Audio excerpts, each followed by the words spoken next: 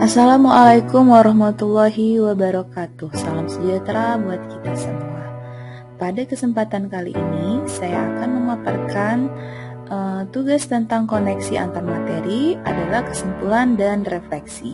Tetap masih di modul 1.1. Baiklah, sebelumnya perkenalkan, saya Ceci Raflis, calon guru penggerak angkatan 9 yang berasal dari SD Negeri 36 per 3 Belui, Kecamatan Depati 7, Kabupaten Kerinci. Dengan pengajar praktik saya, Ibu Haryanti SPD MPD, dan Bapak fasilitator saya, Bapak Ikim SPD MPD. Baiklah, pada kesempatan kali ini, dasar-dasar pemikiran dari Ki Hajar Dewantara, yaitu kita sudah tahu tentang trilogi, namun pada prinsipnya pendidikan itu merupakan adalah ada istilah menuntun di dalamnya, di mana guru menuntun kekuatan kodrat pada anak untuk mencapai keselamatan dan kebahagiaan. Kemudian kesimpulan lainnya adalah di sini adalah pendidikan itu kita harus berpihak kepada anak, di mana dalam pembelajaran guru memberikan keleluasaan kepada anak untuk mengeksplorasi dan mengembangkan potensi dari peserta didik itu sendiri. Kemudian dan tak lupa yang sedang di hidup-hidupnya, yaitu ada kata atau istilah dari menghamba kepada murid, di mana penekanannya adalah kita sebagai guru lebih menekankan kepada peserta didik, gimana minat, kemampuan, dan kebutuhan dari peserta didik, dan kita dapat menghadirkan model atau metode yang dapat menggali potensi peserta didik.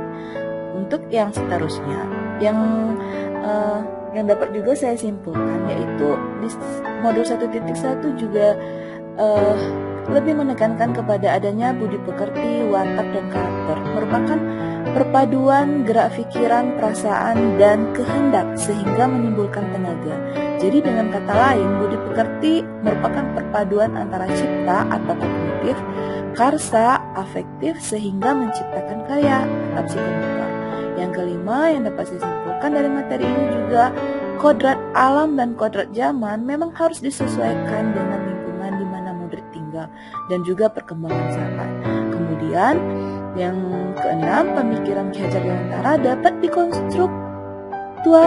dikontekstualkan, disesuaikan dengan nilai-nilai luhur kearifan budaya daerah asal yang relevan menjadi penguatan karakter murid sebagai individu sekaligus sebagai anggota masyarakat pada konteks lokal sosial budaya. Baiklah, kemudian di sini ada beberapa pertanyaan tematik pada tugas kali ini, yaitu tentang apa yang Anda percaya tentang murid dan pembelajaran di kelas sebelum Anda mempelajari modul 1.1. Jadi sebelumnya saya percaya bahwa pembelajaran merupakan transfer ilmu, jadi hanya transfer saja dan lebih mendominasi menyuruh siswa menghafalkan rumus yang seharusnya siswa diarahkan untuk menemukan rumus-rumus. Jadi itu khusus untuk pelajaran matematika, dan pelajaran-pelajaran lain mereka lebih saya arahkan untuk menghafalkan ilmu-ilmu, jadi bukan lebih memaknai. Nah, sehingga sekarang kemudian seterusnya saya juga menganggap bahwa saya sudah berhasil membuat pembelajaran sesuai dengan tuntutan kurikulum yang dibuktikan dengan banyaknya siswa yang belum KKM. Kemudian saya juga lebih mementingkan aspek kognitif. Kemudian saya masih menjadikan hukuman dan ancaman dalam mendisiplinkan peserta didik. Kemudian saya masih dominan menyamakan kemampuan siswa sehingga pembelajaran masih belum berdiferensiasi. Kemudian apa yang berubah dari pemikiran atau perilaku saya setelah mempelajari modul ini pada modul 1.1? Nah, setelah saya mempelajari modul 1.1 ini, saya bisa merancang pembelajaran tergerak untuk merancang pembelajaran sesuai dengan karakteristik siswa dengan terlebih dahulu melakukan teknik tes diagnostik. Jadi, saya tahu dulu bagaimana karakteristik saya. Kemudian barulah saya merancang pembelajaran sesuai dengan karakteristik peserta didik saya. Kemudian saya sudah menerapkan sistem AMONG di kelas, yaitu metode pembelajaran berdasarkan AC, ASA, dan ASU. Kemudian saya lebih bersifat terbuka dari yang sebelumnya. Saya hanya menekankan kepada sistem hukuman kepada anak untuk mendisiplinkan, tetapi sekarang tidak lagi, di mana lebih di awal-awal pembelajaran kita lebih menekankan kepada sikap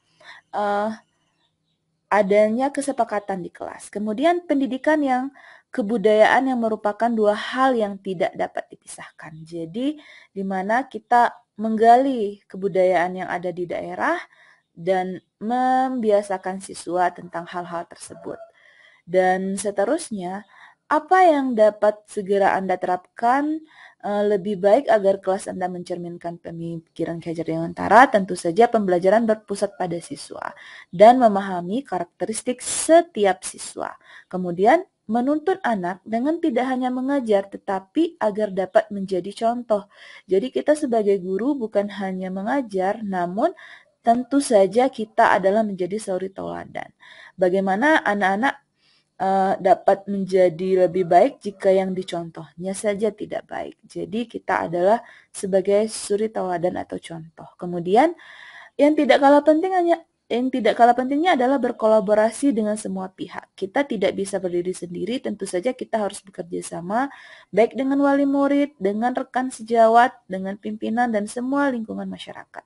Kemudian yang tak kalah pentingnya juga adalah menanamkan nilai-nilai kebudayaan. Karena kemana kalau tidak semua peserta didik kita akan kembali kepada masyarakat tentunya, yang melekat di sana adalah kebudayaan.